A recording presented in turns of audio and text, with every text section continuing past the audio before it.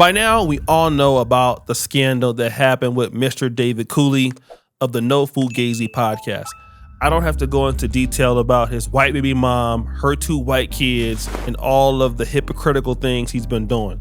But what came out of this saga was a meeting that he had with another prominent YouTuber in the same space, and I'm talking about the relationship kind of advice kind of space, by the name of Mr. Let Go. Now, Mr. Let Go is a pretty large size YouTuber, and he's also very active on Facebook.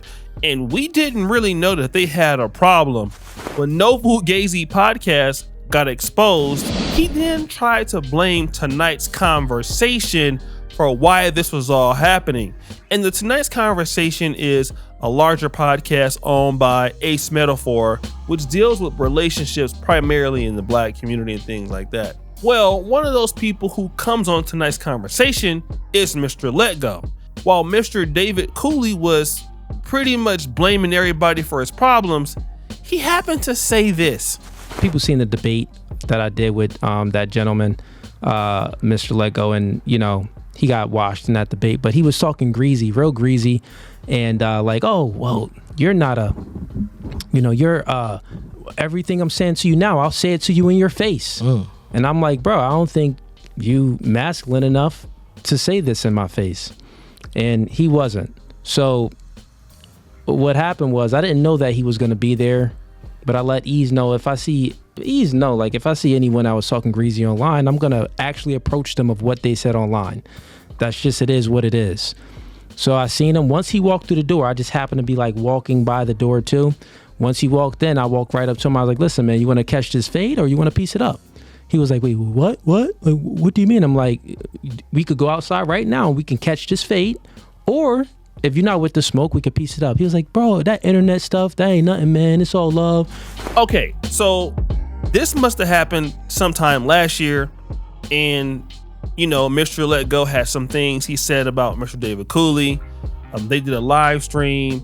And then Mr. David Cooley approaches him, offering him the opportunity to catch a fade. This is at Ace Metaphor's house right before they're supposed to film Tonight's Conversation. Now, shout out to Mr. JR Wisdom. He recently did a podcast with Mr. Let Go, and this was something that they talked about. Let's get into the video. He knew I was coming, and he knew what time I was coming because the time is on the call sheet. Yeah. So next day, I walk in the door in the foyer and I see a tall dude, just like making a beeline towards me. I ain't even put my stuff down. Yeah. Cause you got to change your clothes. So, cause you're doing different episodes. So I got stuff in my hand or whatever. And it's like daddy coming home and your kid is meeting you at the door. Daddy. Mm-hmm. And it's like, give me a second. Let me put my stuff down type. Yeah. So I'm like, all right, I don't know who the dude is. I'm like, come on, man. Because he's making a beeline towards me. Mm-hmm. Let me give you guys some background. The Tonight's Conversation is filmed in Ohio, okay? And they get paid a lot of money to go to that particular show. Ace Metaphor has a really great platform. Mr. Let Go has been on this platform for like 3 years on Tonight's Conversation. At this time, Mr. No Fugazi is making his first appearance, so he's flown also to Ohio. But Mr. Let Go has no idea that he's going to be there. But No Fugazi podcast knows that Mr. Let Go is going to be there because there's a call sheet, and he knows that Mr. Let Go is on the call sheet. So when Mr. Let Go walks in, he's saying the guy is making a beeline towards him. So Cooley is coming to confront Mr. Let Go right at the set of the Tonight's Conversation. And I'm like, let me put my stuff down. I'm thinking he's a fan. Yeah. I don't know who he is. I just know it's a tall dude that's walking up to me like with the how you like this? Yeah. So I'm like, I ain't even put stuff down yet. So I'm like, all right. So I'm dapping him up. I don't know who he is because I don't see him. Right. So I don't. And he daps me up. I'm thinking he's a fan. Like, yo, man, I see you on Tonight's Conversation all the time. I'm thinking it's somebody that's used to seeing me on Tonight's Conversation, and he's happy to be on Tonight's Conversation with me. Mm-hmm. So he daps me up, and he's like, so you want to fight? Huh? You want to go outside and fight? What? I'm confused. Who are you? Yeah. He's like, I'm Cooley. Remember we was beefing on YouTube. I'm like, nigga, beefing? Yeah. We wasn't. What are you talking about? No, I'm just saying we're gonna be in this house and it's gonna be a lot of, tension, and you want to just go outside and fight? I'm like, sir, I'm wearing $1,000 shoes right now. I got $2,500 glasses on. Like, I'm here to do content. Do I look like I want to fight some random dude? Yeah. Earlier in this conversation, Mr. Let Go has a homeboy by the name of Jeremy. Shout out to the brother. He's from Memphis. And he was talking about how Jeremy went to Cooley's podcast. And I've already exposed that David Cooley's own brother wanted to beat him up. So once Jeremy left, he put up a clip of Jeremy like calling him a simp or something like that. And so Jeremy was like, yo, man, like, I'll fly back out there and fight you. And Cooley didn't want no smoke, okay? Now, when it came to Mr. Let Go, he's trying to offer him for a fade. But, bro, you just got flown out to Ohio to make some money. And he's there to make some money. So let's say, for example, you guys do go out there and fight it out. You're fighting at a guy's house who's worth a lot of money, and you look hella stupid and he looks hella stupid, and that stops all your opportunity. What kind of person says something like that because you had words with somebody, you know what I'm saying, on the internet? If you really want to get it down, you'd be like, listen, man, we can meet up another time or something like that. But right then and there, you want to fight? I don't even remember your name until you told me. I didn't even recognize you before you told. I'm like, bro, what are you doing? No, I just wanted to make sure. So it ain't nothing? No. So while we talking, my guy, well, Ace's guy, actually Jose, big swole dude, he interrupts us. What's going on, Mr. Let Go? Because men tell where there's something is about to happen. So he comes over there, not breaks us up, but just like interrupts us, right? And me and him start talking or whatever, and Jose is looking at me like, I was like, that was it. Cause he's, cause it's a house full of new people. Jose knows me, but he don't know these other people. So he's like, you good? But with his eyes, like, yeah, it's all good. So he's like, all right, cool. So we disperse, and in a couple seconds before Cooley walks away, I was like, yo, what was that? Right? And he was like, no, it's cool. We was beefing or whatever. I said, yo, I just need you to know, man, these my people in this house. You was about to get beat the up, and you probably didn't know it. So I would like for you to compose yourself, because we making money, bro. Yeah. Like, this is not the setting to be run, and I don't even know you. So you do you, I do me, but you good? So I think also what happened, Mr. Let Go called him like a lame, then earlier. Then they did a live stream together. I think he was telling, David Cooley, like, yo, man, you're a lame. And I think like No Fool Gage was like, well, no, you wouldn't say that to me in my face. He's like, I would call you lame to your face. So I think that's the reason when he saw the guy, are we beefing? You want to fight it out, something like that. But if this is true, and Mr. Let Go has been there many times, this is his first time going to be there, he could have been in some trouble. Now his homeboy was with him, but who's to say what would have happened? Because I don't want nothing to happen to you, and I'm not going to be the one to do it, because I'm the star. I'm not doing all that.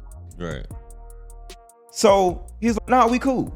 And then he was like, and we gonna do some episodes together. Did you see we got episodes on the call sheet together?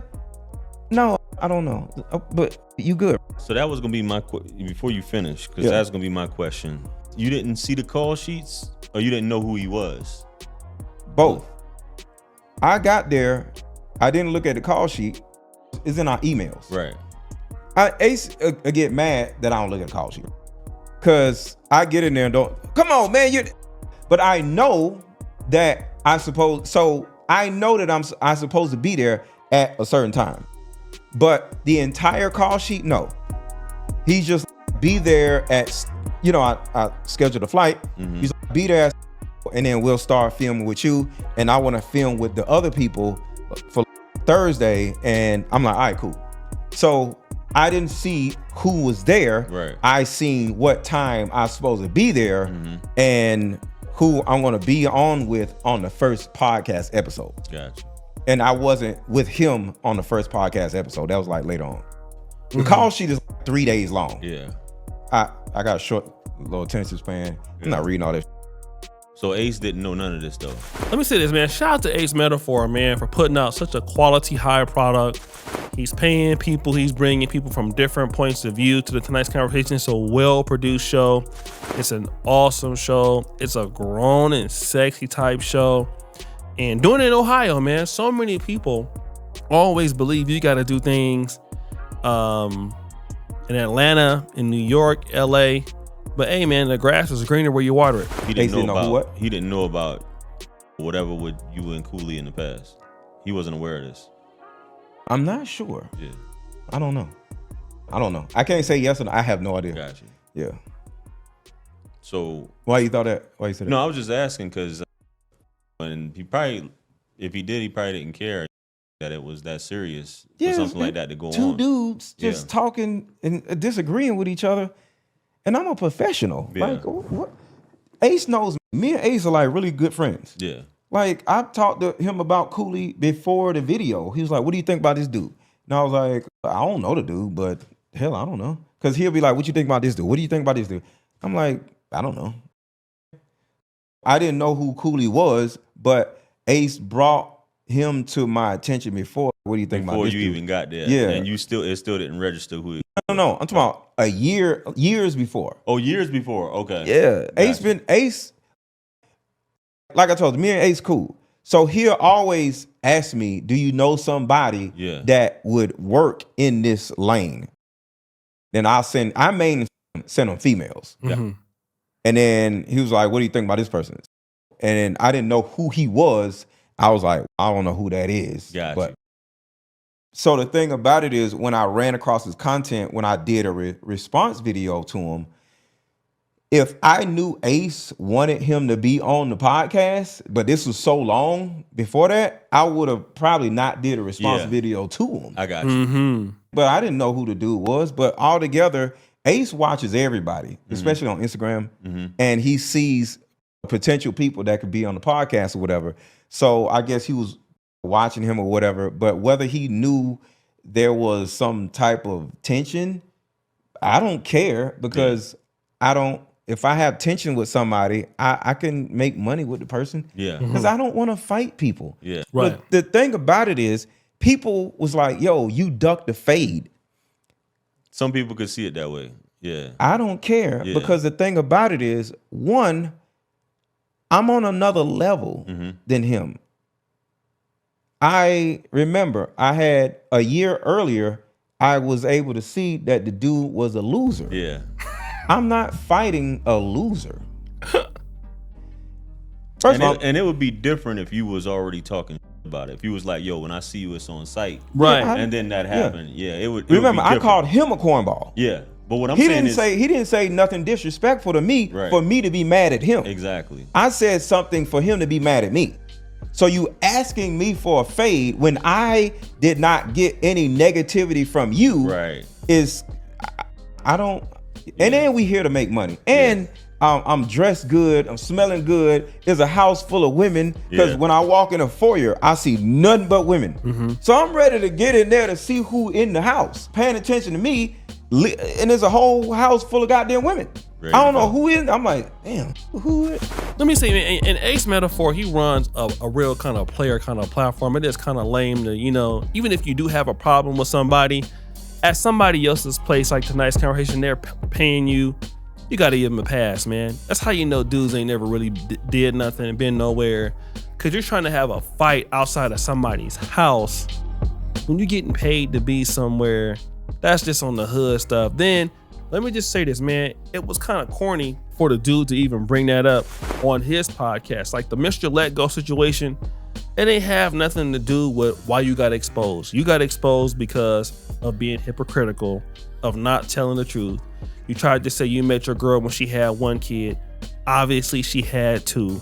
So you been lying. So Mr. Let Go's name should have never came up in the first place. But since you wanted to try to say that tonight's conversation and their edited clip of you talking about your high value was the reason for the whole thing, then your partner brought up the fact that you pulled up on Mr. Let Go, which still doesn't help your case. Like, Mr. Let Go didn't even need to come up. His name coming up was not necessary in all of this. You are the one that held the L, and you out here dusty in these streets. So shout out to JR Wisdom for letting me review this. Shout out to Mr. Let Go, and even shout out to No Fugazi Podcast. Hey, I ain't got no problem with you. I want you pulling up on me, but like I said, hey, I don't hate you. I don't have no reason to be mad at you. I just see you for what you are, which is one of the next red pill hypocrites. That's all it is. And it ain't worth you trying to fight nobody over that, because if you wouldn't have did it, we wouldn't be here. Take what they call accountability.